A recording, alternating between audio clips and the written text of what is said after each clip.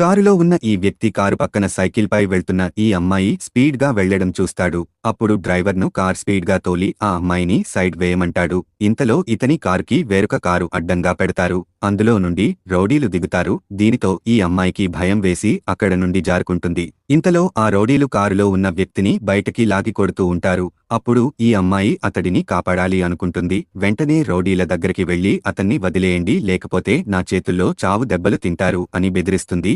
అప్పుడు ఒక రౌడీ ఈ అమ్మాయి దగ్గరకు రాగా ఈమె ఒక్క పంచ్తో అతన్ని నేలమట్టం చేస్తుంది. అప్పుడు ఈమెకి అర్థం అవుతుంది ఈమెకి వచ్చిన స్పెషల్ పవర్స్ పనిచేస్తున్నాయి అని.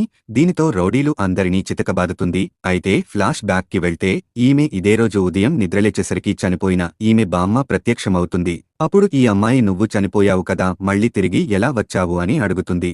అప్పుడు బామ్మ నేను టైం ట్రావెల్ చేస్తూ వేరే ప్రపంచం నుండి ఇక్కడికి వచ్చాను అని చెప్తుంది. అలాగే ఒక శక్తివంతమైన టాబ్లెట్ ఇచ్చి